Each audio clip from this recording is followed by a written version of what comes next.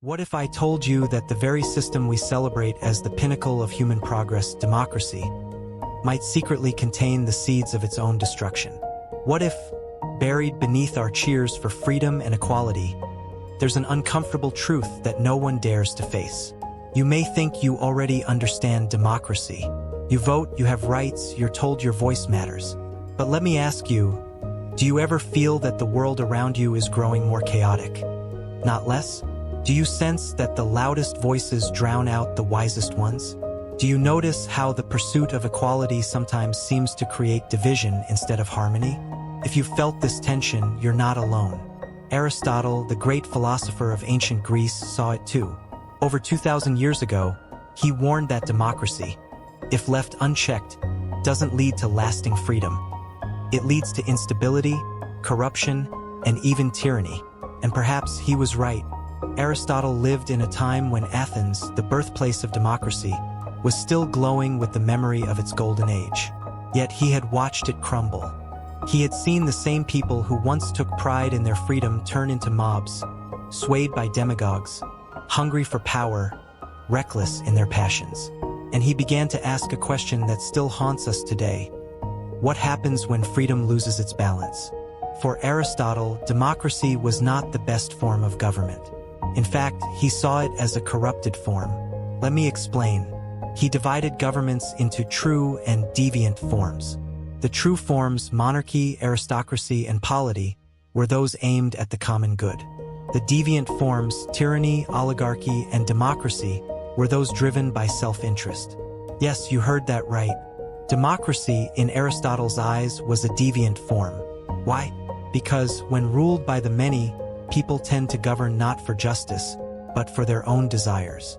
And desires, as both Aristotle and later Nietzsche would remind us, are wild, endless, and insatiable. Think about it. How often do you make choices based on what feels good right now, instead of what's truly good in the long run? How often does society chase quick fixes, new trends, loud leaders, easy promises, instead of cultivating real wisdom and discipline? Aristotle believed democracy suffers from the same flaw. When everyone demands their own way, the result isn't harmony, it's chaos. And chaos eventually cries out for order. That's when democracy transforms into its opposite, tyranny. Let's slow down and picture it. Imagine a great feast. At first, everyone shares fairly. But soon, the strongest and the loudest push to the front. The weak demand their portion. The impatient grab more than they need. The feast devolves into disorder.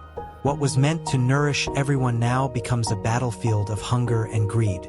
This is how Aristotle saw democracy.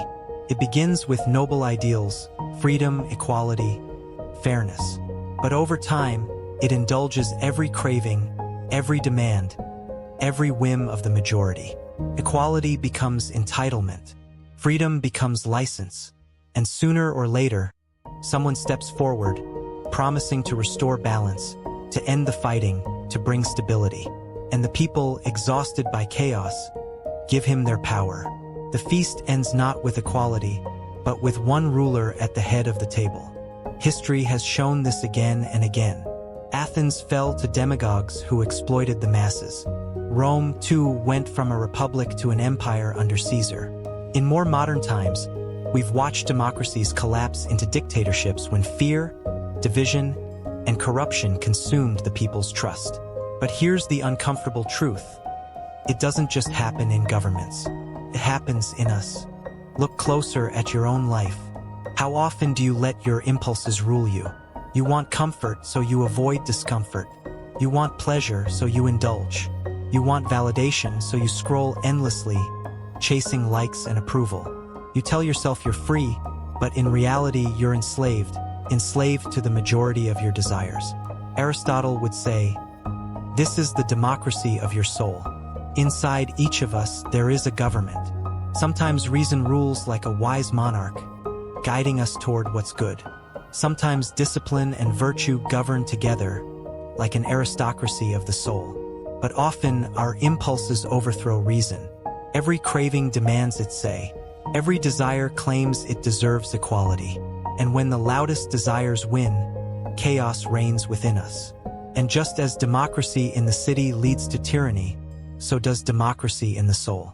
When your impulses exhaust you, when your freedom to do whatever you want leaves you lost, what do you turn to? Harsh discipline, rigid control, self-punishment. The tyrant within. Do you see the parallel? What happens to societies also happens to individuals. Aristotle did not despise democracy entirely.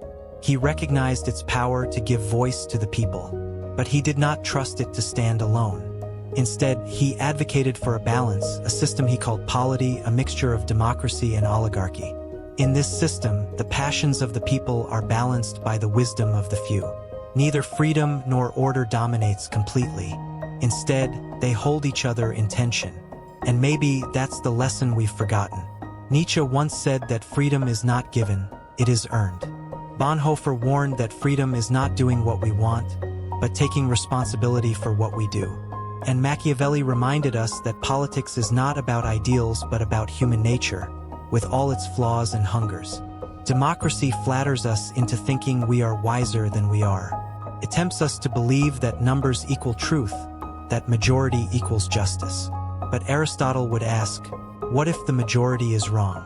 What if freedom without wisdom leads not to justice, but to ruin? So what does this mean for us today?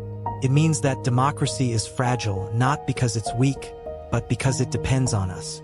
It depends on whether we can govern ourselves, not just as nations, but as individuals.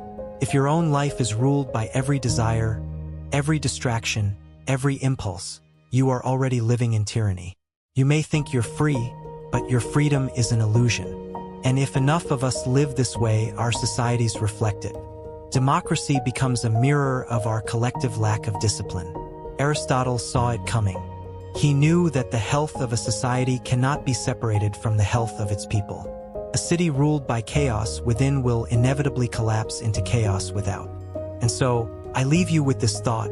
Maybe democracy is not the final stage of human progress, but a question, a test. Not a guarantee of freedom, but a mirror asking us, are we ready for freedom? Can we carry its weight?